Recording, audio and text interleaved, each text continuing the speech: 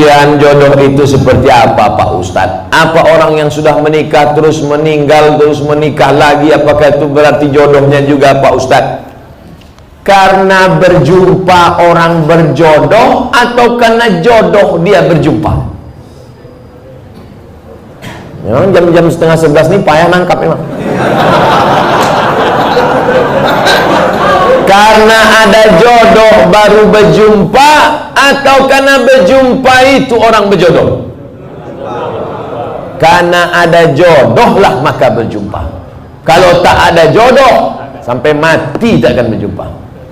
Kok Ustaz tahu? Saya pernah ngalami. Saya Dewan Juri Musabaqah Tilawatil Quran tingkat Provinsi Riau.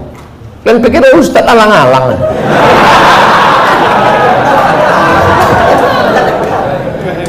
Waktu itu belum nikah, kata kawan saya, "Mat, ku carikan kau perempuan qori'ah hafizah." Kami Dewan Juri waktu itu. Iyalah, kami pun seminggu kami cari, tak jumpa-jumpa.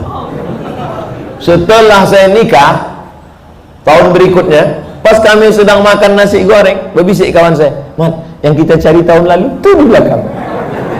Tapi kita sudah menikah." Maka kalau tak berjodoh takkan berjumpa. Karena ada jodoh itulah maka berjumpa. Oleh sebab itu jangan nanti yang laki-laki ini banyak salah jawab ini. Papa kok bisa nikah sama mama? Entah salah sambung. Jawabannya mesti kau katakan, aku tak pernah mencari makmu, makmu tak pernah mencari aku, Allah mempertemukan kami. Ibu itu pun dari dapur, so sweet.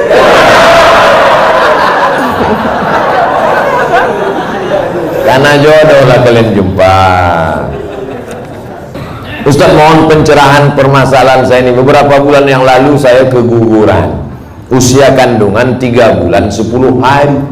Tapi ada yang berkata kepada saya bahwasanya saya terkena azab. Mohon jawabannya Pak Ustaz agar tidak mengganjal di hati saya. Semoga Pak Ustaz selalu dalam lindungan Allah Subhanahu wa taala. Amin ya rabbal alamin. La yusibul mu'min min nasabin wala wasabin wala saqabin wala syaukin yastakuha. Susah hati, gundah gulana, musibah, duri menusuk tapak kaki, illa kaffarallahu anhu biha sayi'atu. Sesungguhnya Allah ingin menghapuskan dosa-dosamu. Bu, janinmu gugur 3 bulan 10 hari, kau bukan kena azab. Allah ingin membersihkan engkau dari dosa-dosamu. Bu, jangan kau dengarkan cakap orang. Di dunia ini kalau dengar cakap orang makin pusing kepala kita. Orang yang terkena musibah itu 3. Yang pertama, Allah ingin menghapus dosanya. Yang kedua, Allah ingin memberikan dia balasan pahala yang lebih besar daripada haji, lebih besar daripada umrah, lebih besar daripada jihad. Apa itu? Sabar. Nih, anak keguguran 3 bulan 10 hari, sabar, maka Allah berikan balasan. Apa balasan ibu yang sabar keguguran? Innama yuwaffas sabiruna ajrahum bighairi hisab. Allah berikan balasan bighairi hisab, unlimited edition. Pertama, dosa ibu diampuni.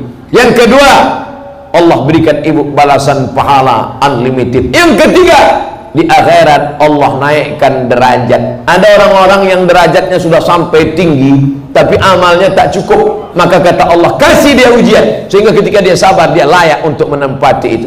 Makanya kalau apapun yang terjadi pada kita, kita mesti husnuzon sama Allah. Jangan dengarkan cakap-cakap tetangga kena azab, kena kutuk, kena santet, kena begu ganjang. Assalamualaikum Ustaz, bagaimana hukumnya meminta air doa dari para ulama? Syukran Ustaz.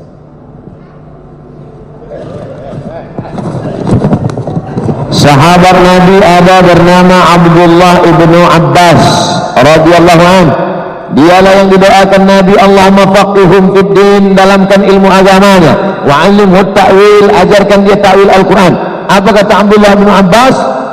Boleh hukumnya membacakan ayat kepada ayat-ayat dibacakan ke air, lalu air itu dipakaikan untuk diminumkan pada perempuan yang susah melahirkan anak atau dimandikan. saya tulis dalam buku 37 masalah populer. Dalam masalah bid'ah, apakah bid'ah membacakan doa dan ayat kepada air? Tidak, karena itu amal sahabat. Bahkan ada seorang sahabat ketika musafir ketemu dengan orang di kampung itu gila, lalu minta doa, maka dibacanya Al-Fatihah berulang kali dan air liur dia tahan sampai banyak. Setelah itu dia ludahkan, sehat. Nah, nanti kalau ketemu orang gila, tahan Al-Fatihah banyak-banyak, udahkan. Jadi dalil hadis ada, dalil fatwa sahabat ada tentang membacakan ayat-ayat untuk air. Bismillahirrahmanirrahim. Allahu la ilaha illal qayyum la ta'khudhuhu sinatun wa la naum. Dan ternyata ayat yang dibacakan kepada air itu ternyata hidup. Dan setelah diteliti, yang menelitinya bukan orang kita, justru orang Jepang. Molekul cahaya dilihat dengan super mikroskop super besar, memperlihatkan ayat-ayat dibacakan, doa-doa ke air memberikan efek yang luar biasa. Makanya bacakanlah ayat. Hanya saja ayat yang sudah dibacakan ke air, airnya tidak boleh dipakai cebok, minum habis atau disiramkan ke bunga. Wallahu a'lam bishawab. Allah, kata seorang sahabat, bolehkah aku menjadikan doa-doaku itu seperempatnya salawat? Kata Nabi, baik. Kalau lebih daripada itu, baik. Bolehkah aku jadikan setengah dari doa-doaku itu salawat? Kata Nabi, baik. Kalau lebih banyak daripada itu, lebih baik. Bolehkah aku jadikan semua doa-doaku itu isinya salawat? Maka Allah menghapuskan dosa-dosamu dan mengangkat derajatmu. Jadi salawat makin banyak makin baik. Inna salatakum aktsiru as-salata alayya. Perbanyak salawat padaku, khusus pada hari Jumat. Kamis banyak, Rabu banyak, tapi pada hari Jumat lebih banyak. Inna salatakum ma'rudatun alayya. Salawat kalian dibawa dari tempat kalian membaca itu ke makam Nabi di Masjid Nabawi. Sahabat itu, jangan bayangkan sahabat itu tidak rasionalis. Apa kata sahabat? Kaifa salatuna ma'rudatun alaika wa qad arimta. Bagaimana mungkin salawat kami dibawa kepadamu sedangkan engkau sudah mati dimakan cacing tanah, sudah hancur berkeping? Apa jawab Nabi? Innallaha harramal arda ajsadal anbiya. Allah mengharamkan tanah memakan jasad para nabi. Oleh sebab itu silakan perbanyak salawat tanpa henti. Ada yang membuat target, saya hari ini salawat 1000 kali, bagus. Tapi yang tahu kita sendiri dengan Allah. Jangan nanti setelah 1000 tulis, alhamdulillah sudah 1000 hari ini. Allahu Akbar. Ustaz, apa tanda-tanda diterimanya sholat seseorang dan apa efek di dalam kehidupannya?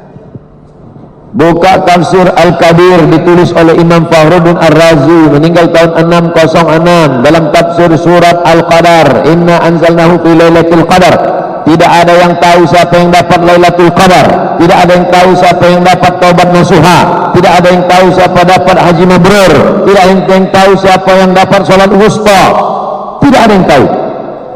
Bisakah kita nilai orang dapat taubat nasuha? Bisakah kita hukum orang dapat haji mabrur dari wajahnya? Siapa yang dapat haji mabrur, orangnya putih, pulang dari Makkah gemuk, rupanya nggak pernah ke masjid, tidur di hotel. Lalu apa tanda amal kita diterima Allah? Satu kata kunci, ada perubahan. Dulu sebelum sholat orangnya pelit, bakhil sebelum hijrah. Alhamdulillah setelah hijrah orangnya dermawan Pak Ustaz. Dulu kalau ada kotak sedekah 2000, setelah ikut ngaji sama musyawarah 2500. $2.500.